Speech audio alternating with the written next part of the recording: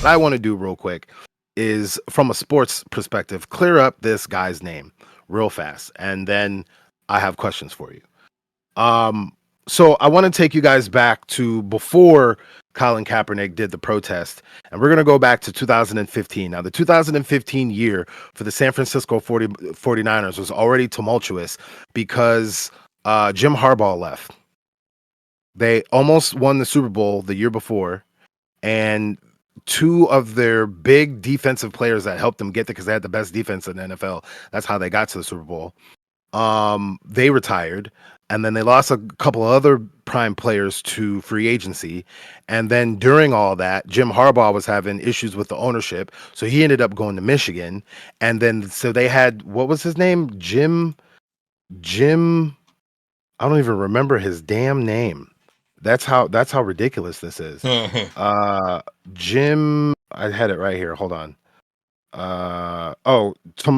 Tomsula. It was like Jim Tomsula, who I don't even. He was like a special teams coach or some shit like that. But anyway, so they already were gonna have a bad season. So in 2015, Colin got benched in week 9 because they had drafted Blaine Gabbert, and Blaine Gabbert was a highly touted draft pick, even though if you look back on his career, he was an absolute complete bust. And it started in San Francisco when they let him start in week 9. He didn't really do that good, but the team was on trash with a special teams coach, interim special team coach as the coach, right? And then on top of that, the reason why they benched him in week 9 wasn't necessarily because of his play, but it was because of his play, is because he had to miss the rest of the season for an injured left shoulder that required surgery. So to begin the 26, so he was laid up from half of the 2015 season up into minicamp. He didn't even really participate in minicamp. All right. So coming into the 2016 season, for all the people that want to say he was a trash quarterback and he was a mediocre quarterback and he was this terrible quarterback who was just being a diva because he wanted to get what he wanted, I'm going to read something off to you, and you tell me if you're going to go to work at your desk job with what I'm about to read off. Kaepernick was coming off 3 surgeries entering 2016, needing operations on his thumb, knee, in addition to the season-ending shoulder procedure. After having lost weight and muscle mass because of the injuries, he competed for the starting quarterback position with Blaine Gabbert. Kelly named Gabbert as the starter to open the season. Kelly, but I thought it was Tomsula. Nope, they got another motherfucking coach to begin the 2016 season, which was Chip Kelly. Now, if anyone knows a little bit, it gets a little bit past casual with football, you know Chip Kelly from when he was a coordinator. I forgot where he was a coordinator that ended up becoming the head coach of Oregon. I believe. Yeah. But he became the head coach of Oregon and ran this offense that was taking the college football by storm and made Marcus Mariota. Yeah. That made Marcus Mariota, if you know who Marcus Mariota is currently in the NFL, made him look like a god based off of this offense. So he got put into the NFL with the Philadelphia Eagles in 2000, I believe it was 2011, 2012, and literally destroyed one of the best assembled teams in football. The front office talks about it that way. The former players talk about it that way. Even Chip Kelly has apologized for his behavior while he was the coach of the Philadelphia Eagles. So, but it took him losing the head coach job of the San Francisco 49ers, we'll get to that in a second, and having to be a coordinator in college again, and having time go by, and having all his players talk shit about him in order for him to come to that realization. So do you think that he had that realization that he did anything wrong in Philadelphia when he went from Philadelphia to San Francisco? No. Now, we are in week 3 of the preseason. It took 3 weeks 2 of those weeks, Colin wasn't suited up for the team, so nobody was really paying attention to the fact that he was sitting during the national anthem. But it took until the 3rd week of the preseason for a reporter to notice that Colin was sitting during the national anthem. All right. So every time I've ever had a conversation about this at a dive bar that is frequented by majority white people that live in an area where there's not many black people that feel that they can call people the N-word, and because it's their bar, they can do and say whatever they want. And this is where I lived, and this is where I could easily go grab a spirit.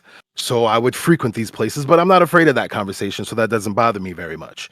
But I don't know how many times I've had to preface this bar conversation that I've had with these guys that want to bring it up with me because they know that I know sports, or they realize that I know sports, right? That I've had to ask, and I ask any of you who have never seen the 20-minute interview that the local San Francisco sports department, whatever, of the station, right, had with Colin about why he had this protest. He talked about police brutality. He talked about what was going on with the system. He talked about how this has nothing to do with the military and nothing to do with all this other stuff like that. He's talking about cops who are doing bad things and then the system that allows them to get away with the bad things. He wasn't even talking about cops in general. He was just he specifically laid out exactly what this protest was for, exactly who this protest was towards, exactly why he was disrespecting the flag or the anthem in protest, and the things that it would take in order for him to not do the protest anymore, which was pretty common sense. Let me get into a little bit of that quote there from this Wikipedia. And I know it's Wikipedia, but it's just an amalgamation of news articles. And again, you can go look at that video on YouTube if you think I'm wrong, because this quote is exactly what it says. During a post-game interview, Kaepernick explained his position, stating, "I'm not going to stand up to show pride in a flag for a country that oppresses black people and people of color." Now pause. You can disagree with that, but again, context, you have to understand that this is during 2016 when there was Alton Sterling, who was killed by the police, Philando Castile, who was killed by police, Charles Kinsey, who was killed by police, or not killed by police, but brutalized by police, and Freddie Gray, who the police were acquitted of killing him. How you acquitted of killing somebody? How you deemed not guilty for killing someone who, if you know the Freddie Gray thing, that's terrible. He was in the back of a paddy wagon. They were driving all fucking crazy. He ended up breaking his neck because he wasn't secured right in the back of the paddy wagon when he wasn't even supposed to be arrested for anything in the first place. But those cops got acquitted. So Colin Kaepernick is laid up in 2015 because of his injuries, all this stuff. And I just named 3 people. I used to stream in 2020, and we went back and we looked at it. Police kill on average at least 1,000 to 1,200 people a year. Majority of them black people, if you add it up. We did the numbers on stream. So he's watching this and realizing, and if you know his story from the Netflix story, he has his own racial ambiguity. He was a mixed kid that was adopted by a white family, but he had a racial identity crisis when he was young, because clearly he was black, but he was growing up in a white family. So the things that he had to deal with and learn and see and hear growing up with that, he's now this person who has money, who has time, who has influence, who has a positive reputation and a voice. And he used it to bring up something that is a problem in the United States of America. And if you don't believe it's a problem in the United States of America, then I'm going to have to call you racist, because you have to be in order to believe that. You have to be. I'm not sugarcoating that. You can kiss my black ass on that one. So continuing.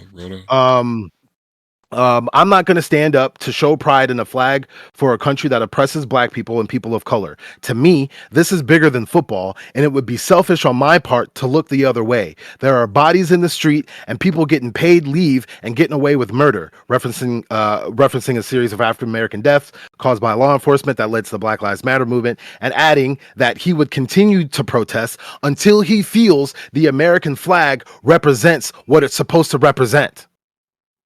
On the 4th week of preseason, Colin Kaepernick got with former NFL player and current U.S. military members, and former